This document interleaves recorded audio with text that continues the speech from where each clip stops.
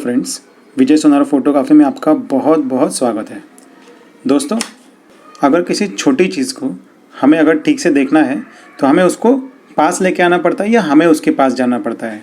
Same thing, अगर आपको किसी छोटी चीज़ का फ़ोटो खींचना है, जैसे कोई छोटा इंसेक्ट है या कोई छोटी चीज़ है, जैसे वेडिंग रिंग है, कॉइन है या कोई भी और छोटी चीज़ है जो बहुत छोटी है और उसका आपको बड़ा फ़ोटो खींचना है, तो आपको क्या करना पड़ेगा, कैमरा उसके पास लेके जाना पड़ेगा और फिर फ़ोटो क्लिक करना पड़ेगा। लेकिन हमारी जो लेंसेस है वो एक लिमिट के आगे फोकस नहीं कर पाती है पास की चीज़ों पे। तो ये प्रॉब्लम सॉल्व करने के लिए मैं आपको दिखाने वाला हूँ। दो चीज़ें होती है हमारे पास। एक होती है मैक्रो लेंस। मैक्रो लेंस क्या होती है, जो किसी भी चीज़ का हमें पास से फ़ोटो खींचने देती है, यानी वो अलाउ करती है कि बहुत पास में भी अगर हम लोग उस लेंस को लेके जाते हैं कैमरे के साथ में, तो हम लोग उसका फ़ोटो खींच सकते हैं। लेकिन मैक्रो लेंस थोड़ी एक्सपेंसिव होती है और हर एक के पास मैक्रो लेंस होगी ये ज़रूरी भी नहीं है, या हर एक कोई मैक्रो लेंस को अफोर्ड कर सकेगा ये भी पॉसिबल नहीं है। और तो और अगर हमें जस्ट कुछ ही बार फ़ोटो खींचना है छोटी छोटी चीज़ों का, या हम लोग ज़्यादा फ़ोटोज़ नहीं खींचते, तो हम लोग मैक्रो लेंस में इन्वेस्ट भी नहीं करना चाहते हैं। तो ऐसी कंडीशन में हमारे पास जो दूसरा ऑप्शन बचता है वो है एक्सटेंशन ट्यूब्स। तो एक्सटेंशन ट्यूब्स क्या होती है? एक्सटेंशन ट्यूब्स ऐसी प्लास्टिक की या मेटल की बनी हुई हॉलो ट्यूब्स होती है जिसमें कोई ग्लास एलिमेंट नहीं रहता है, यानी वो जस्ट एक पाइप के जैसा रहता है और एक साइड में उसके लेंस हम लोग अटैच कर सकते हैं, हमारे पास जो भी लेंस अवेलेबल हो वो लेंस, और दूसरी साइड हम लोग कैमरे को अटैच कर सकते हैं। इससे होता क्या है, कैमरा और लेंस इन दोनों के बीच का डिस्टेंस इंक्रीज़ हो जाता है, जिससे कि हमारे पास जो भी कोई लेंस है उसकी क्लोजिंग फोकसिंग एबिलिटी बढ़ जाती है, यानी वो किसी चीज़ का अगर हम लोग पास से फ़ोटो लेना चाहे तो वो हमें लेने देती है।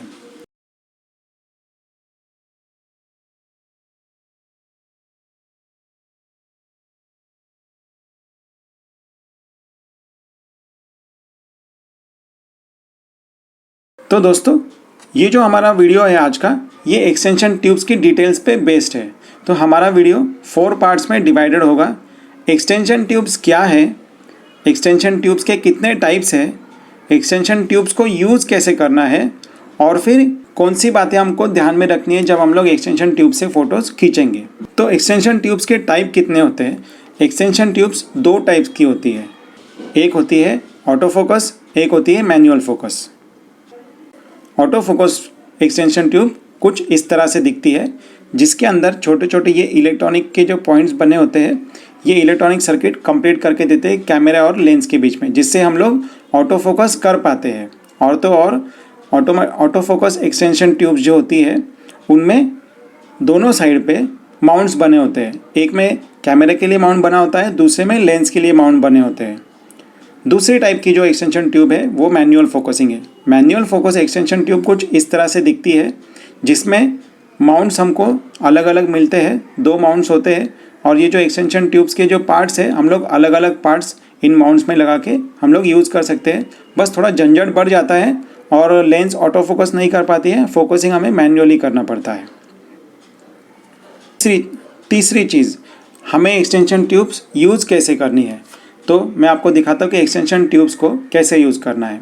सबसे पहले आपको एक्सटेंशन ट्यूब्स पे आगे से लेंस को अटैच कर लेना है, और फिर जो पीछे का पार्ट है एक्सटेंशन ट्यूब का वो हमें कैमरे में अटैच कर लेना है। वीडियो में आप देख सकते हो कि किस तरह से मैंने ये अटैच किया है। फिर एक्सटेंशन ट्यूब लगाने के बाद किस तरह से दिखता है ये मैं आपको अभी दिखा रहा हूँ। एक्सटेंशन ट्यूब लगाने के बाद में मैं इस वॉच पे अच्छे से फोकस कर पा रहा हूँ। उसके बाद आप देखोगे कि ये कॉइन का भी जो मैंने फ़ोटो लिया है, ये बहुत डिटेल या बहुत पास में से मैं इसका फ़ोटो खींच सकता हूँ, जिससे मुझे कॉइन बहुत बड़ा दिख रहा है।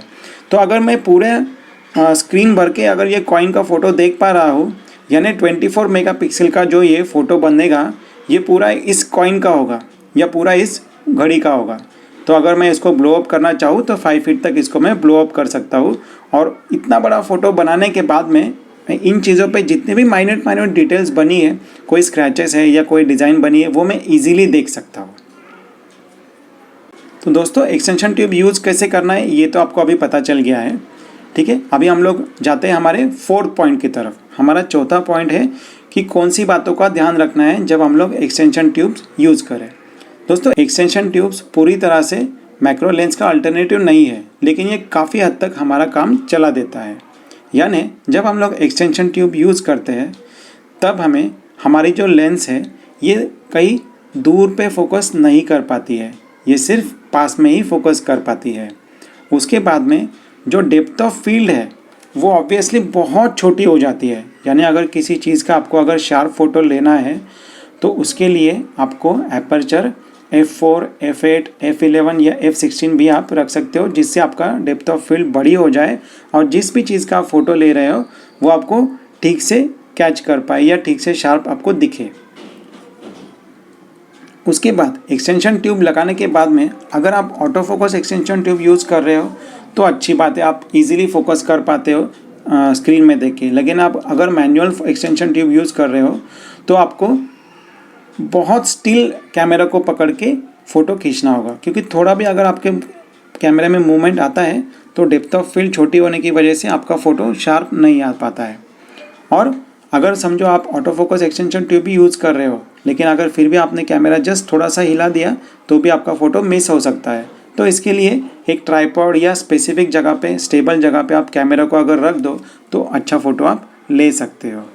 उसके बाद में अगर आप एपर्चर को छोटा कर देते हो तो लाइट बहुत कम हो जाता है जो हमारे लेंस के अंदर जाता है। और तो और एक्सटेंशन ट्यूब लगाने के बाद में लाइट को ज़्यादा डिस्टेंस भी ट्रैवल करना पड़ता है, तो इससे और भी कम लाइट सेंसर तक पहुंचता है।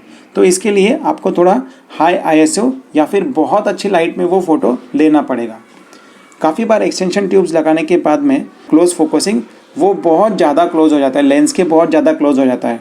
तो काफ़ी बार हम लोग लेंस हुड उस केस में यूज़ नहीं कर पाते, क्योंकि लेंस हुड अगर हम लोग यूज़ करेंगे तो बाहर का जो एक्सटर्नल लाइट सोर्स हम लोग या यूज़ करते हैं या कहीं से लाइट आता है तो वो ब्लॉक होता है, तो और डार्क फोटो आ जाता है। तो एक्सटेंशन ट्यूब बहुत लाइट वेट होती है और बहुत सस्ती होती है। जैसे मेरे पास जो एक्सटेंशन ट्यूब्स है, ये ऑटो फोकस वाली एक्सटेंशन ट्यूब कुछ मैंने 1,500 रुपये में ख़रीदी थी, और ये जो मैनुअल एक्सटेंशन ट्यूब है ये 500 रुपये के आसपास मैंने ख़रीदी थी। लेकिन अभी के लिए मैं सोनी वाली एक्सटेंशन ट्यूब यूज़ करता हूँ, जो मेरे पास 2 ही है, मतलब 2 ही ट्यूब्स है। तो ये ट्यूब्स मुझे कुछ तो भी 800 रुपये या 1000 रुपये के आसपास कॉस्ट में गिरी थी, लेकिन मुझे वो अच्छी डील मिल गई थी इसलिए, वरना नॉर्मली 1,500 के आसपास ये मिल जाती है। तो एक्सटेंशन ट्यूब्स के बहुत ज़्यादा फ़ायदे भी है कि हमें जैसे लेंस, एक्स्ट्रा लेंस कैरी नहीं करनी पड़ती है, इसमें कोई फंगस वगैरह नहीं लगता है और इसमें कोई ग्लास एलिमेंट नहीं होता है, तो स्क्रैचेस पड़ने का मतलब आप एकदम रोबस्ट तरीके से इस ट्यूब्स को यूज़ कर सकते हो। अगर किसी चीज़ की वजह से अगर आपका ऑटो फोकस इसमें ख़राब भी हो गया तो भी मैन्युअली फोकसिंग करके आप एक्सटेंशन ट्यूब यूज़ कर सकते हो।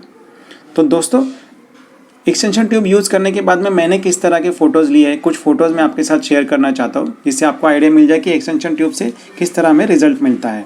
तो नॉर्मल सिचुएशन में तो छोटे इंसेक्ट या उनके फ़ोटोज़ हम लोग ठीक से नहीं खींच पाते हैं, लेकिन एक्सटेंशन ट्यूब यूज़ करने के बाद में मैं उन इंसेक्ट्स के बहुत ज़्यादा करीब से फ़ोटो खींच पाए हो और बहुत ज़्यादा डिटेल्स मुझे दिख रही है इन फ़ोटोज़ में, आप भी देख सकते हो। होप सो आपको ये फ़ोटोज़ और मेरा जो वीडियो है ये पसंद आए। अगर पसंद आता है तो प्लीज़ लाइक कर दीजिए, और अगर ऐसे ही अच्छे इन्फॉर्मेटिव वीडियो आपको आगे भी फ्यूचर में देखना है तो मेरे चैनल को प्लीज़ आप सब्सक्राइब कर लीजिए। तो थैंक यू दोस्तों वीडियो देखने के लिए, मिलते हैं अगले वीडियो में।